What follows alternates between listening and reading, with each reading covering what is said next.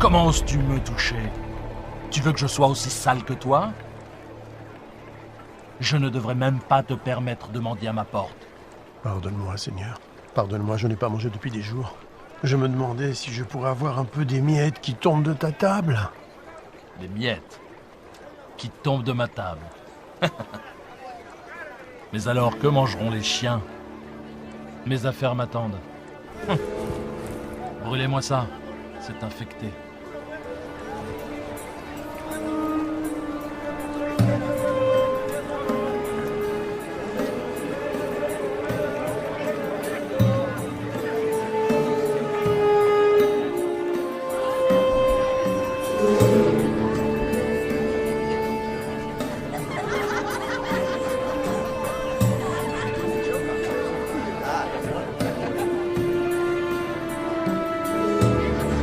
Le voilà, enfin!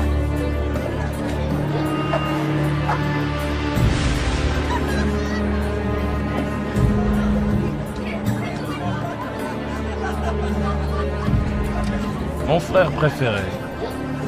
Que me veux-tu cette fois? Nous avons dépensé sans compter. Je le vois bien. Il y avait un homme riche qui était vêtu de pourpre et de fin lin et qui menait joyeuse et brillante vie. Un pauvre, nommé Lazare, était couché à sa porte, couvert d'ulcères et désireux de se rassasier des miettes qui tombaient de la table du riche.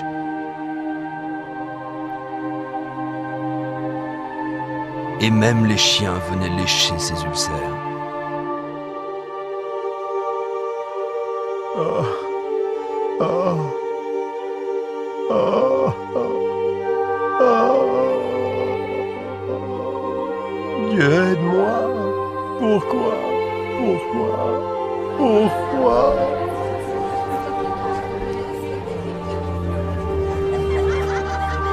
Et le moment fut venu pour les deux hommes de mourir et de passer de cette vie à l'autre.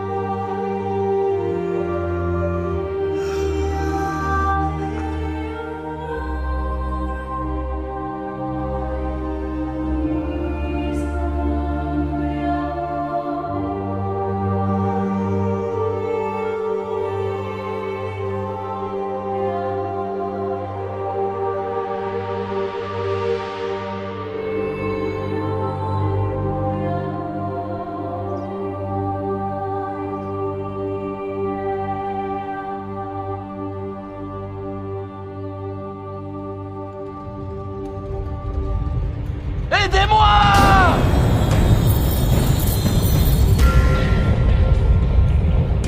Au secours!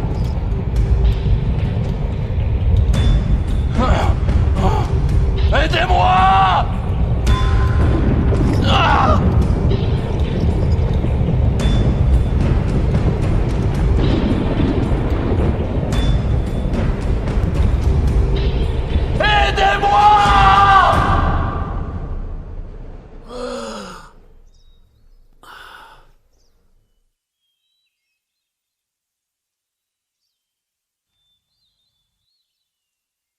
L'aumône.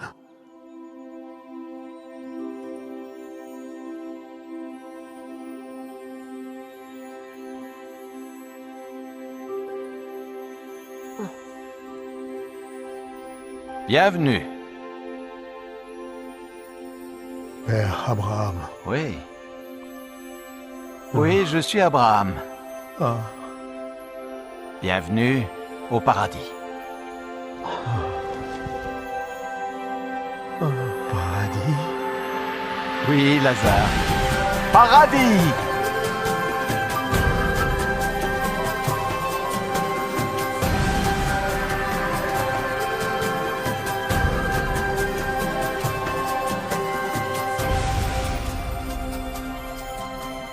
Nous avons préparé un banquet en ton honneur.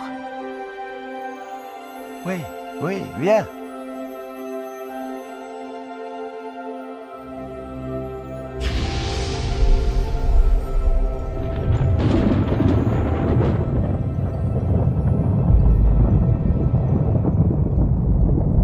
Père Abraham! Père Abraham! Aie pitié de moi!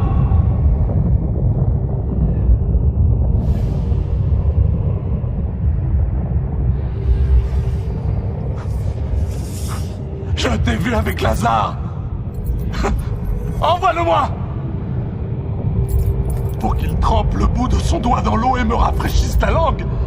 Car je souffre cruellement dans ces flammes!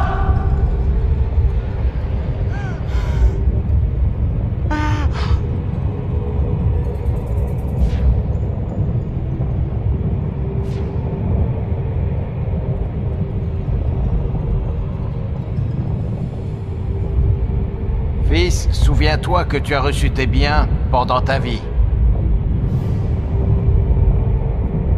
Et que Lazare a eu les maux pendant la sienne.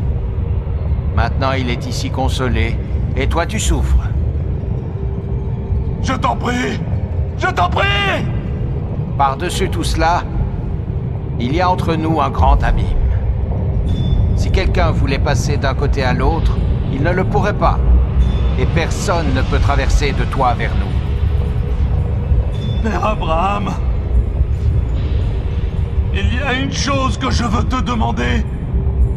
Envoie Lazare dans la maison de mon père, car j'ai 5 frères, pour qu'ils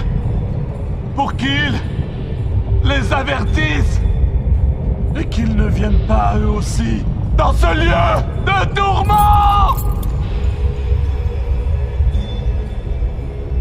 Ils ont Moïse. Ils ont les prophètes. Laisse tes frères les écouter. Non. Non. Mais si quelqu'un des morts va vers eux, ils se repentiront.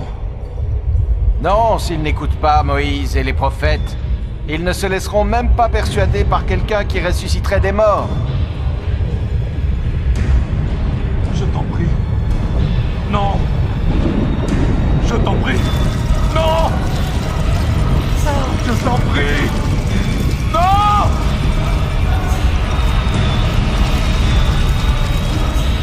Non. Non.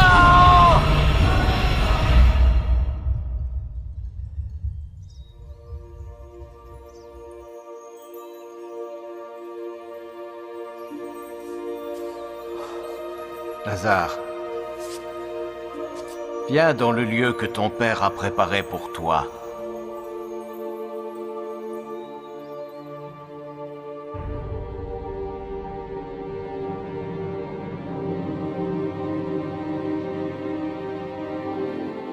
Maintenant, nous pouvons diviser ses biens. Nous serons tous riches. C'est ce qu'il aurait voulu. Où crois-tu qu'il soit maintenant? Il était riche dans cette vie. Je suis sûr qu'il l'est aussi dans l'autre.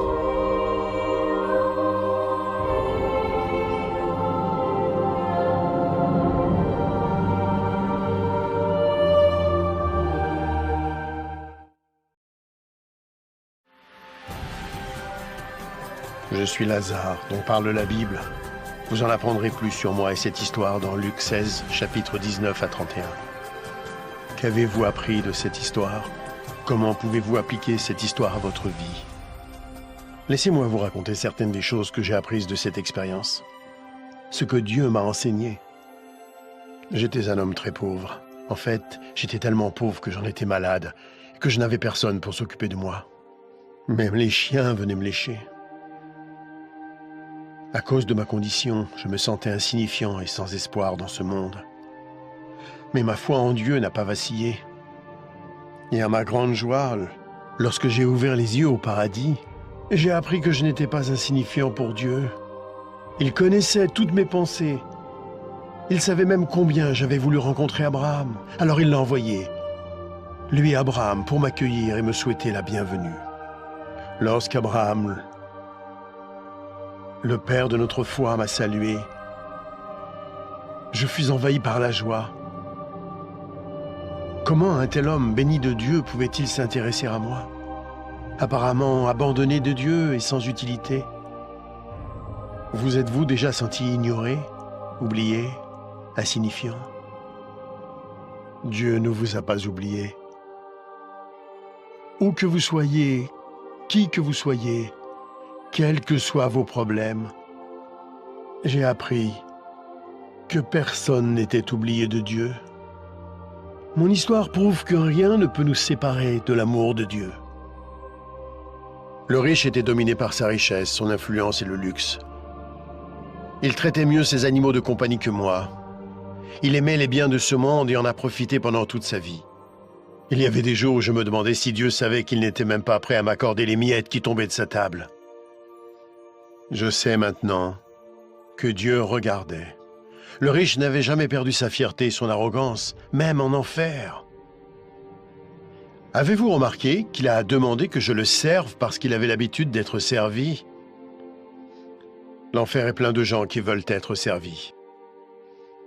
Mais parce qu'il avait été servi sur terre, Abraham lui a dit qu'il avait déjà bénéficié des plaisirs et qu'ils étaient terminés. J'ai appris comme il est important pour Dieu que nous servions les autres sur terre. Plus spécialement ceux qui sont faibles et qui souffrent. Mon histoire illustre la façon dont Dieu veut que nous utilisions notre argent, nos biens et notre influence. Il est clair qu'une courte période nous est accordée sur terre pour tester la façon dont nous utilisons ce que Dieu nous accorde, pour nous-mêmes ou pour les autres. Ce n'est pas faux d'avoir des biens ou d'être pauvre. Ce qui est faux, c'est de refuser de servir les autres. Jésus-Christ a dit que même lui était venu servir, non pour être servi. Si vous utilisez l'argent et tout ce que Dieu vous a donné pour servir les autres, il sera satisfait, quoi que vous possédiez. Vous pouvez vous interroger sur l'enfer et le paradis, et sur ce qui arrivera après votre mort. Christ viendra au dernier jour pour juger le monde. Le jour du jugement, le méchant sera envoyé en enfer, un lieu de tourment terrible et infini. Mais le juste sera emmené au paradis, un lieu glorieux et heureux où il sera pour toujours auprès du Seigneur Jésus-Christ. Il y a tellement d'autres choses que Dieu veut nous apprendre. Notre prochaine histoire va poursuivre cette aventure.